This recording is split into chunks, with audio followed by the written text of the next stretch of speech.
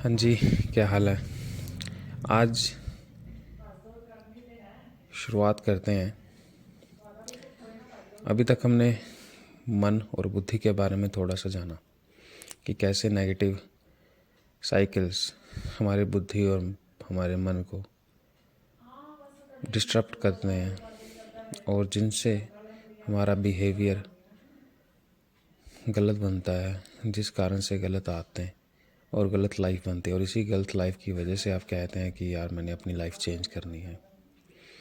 लेकिन आप जितना मर्ज़ी बोल लीजिए कि आपने अपनी लाइफ चेंज करनी है, आप तब तक नहीं कर सकते जब तक ये नेगेटिव साइकिल, ये लूप ऑफ हेल टूट नहीं जाता।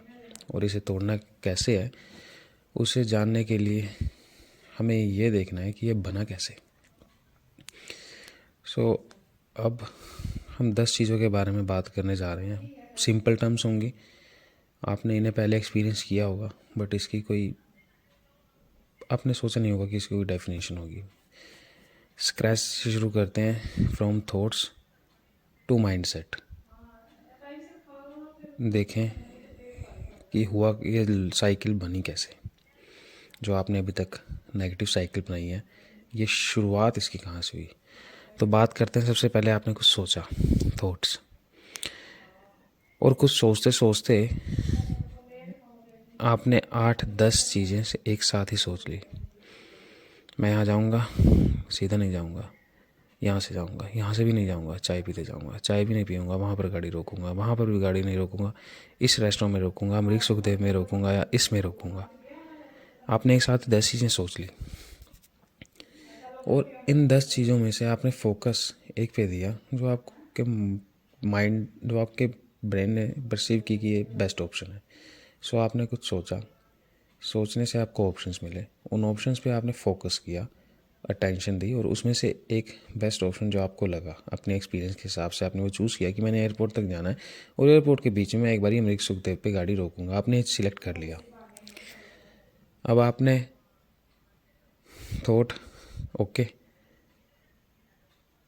और फोकस करके सिलेक्ट कर लिया एक ओके।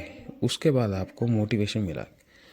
मान लीजिए कि मोटिवेशन किसी भी वे में कि हाँ यार इस टाइम गाड़ी रोकूंगा तो मेरा फ़ायदा ये होगा कि मैं एयरपोर्ट 2 घंटे पहले पहुंच जाऊंगा, तो ठीक है मैं उसी के पास रुकूंगा, पक्का उसी के पास रुकूंगा।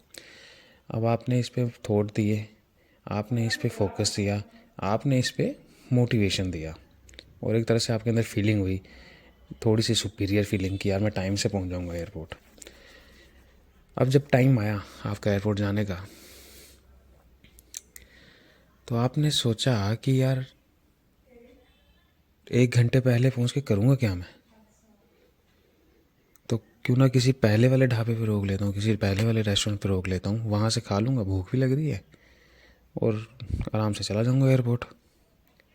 अब जब टाइम आया कुछ करने का, तो आपके इमोशनल रेजिस्टेंस, आपके कंफर्ट जोन, आपके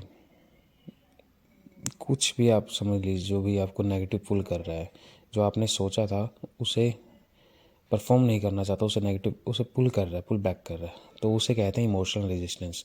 सो हुआ कि आपने थॉट किया, थॉट में से आपने एक चीज़ सिलेक्ट की फोकस करके, उसके बाद आप उससे मोटिवेट हुए, और जब टाइम आया तो इमोशनल रेजिस्टेंस आपको मिल रहा है। और इस इमोशनल रेजिस्टेंस को आपने दूर करना है, तो कैसे करेंगे? विल पावर से, आपकी इच्छा शक्ति से। आपने विल पावर की नहीं यार, जब मैंने एक बार सोच लिया है कि मैं वहीं रुकूंगा, वहीं खाना खाऊंगा और एयरपोर्ट 1 घंटे पहले पहुंच जाऊंगा, तो मैं वहीं पर ही रुकूंगा।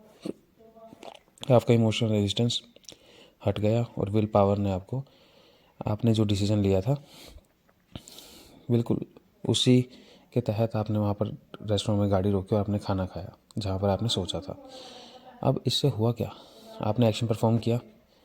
अब मान लीजिए कि आप सेम इसी तरीके के एक्शंस को परफॉर्म करते हैं, इमोशनल रेजिस्टेंस को हटाते हैं, तो उस एक्शंस, रिपीटेटिव एक्शंस ने आपकी हैबिट बनाई, और उस हैबिट में क्या हुआ कि अब आपको इमोशनल रेजिस्टेंस दिखता ही नहीं। यार मैंने रोकने गाड़ी यहाँ पर, तो मैं रोकूंगा, खाना खाऊंगा, बस। इमोशनल रेजिस्टेंस नहीं आया, कोई आपको कंफर्ट जोन ने पुल नहीं किया, आपको फेयर ने, आपको डाउट ने पुल नहीं किया, और हैबिट ने आपका एटीट्यूड स्ट्रॉन्ग कर दिया कि यार बड़े आराम से मैं तो कंट्रोल कर पा रहा हूँ उन चीज़ों पे।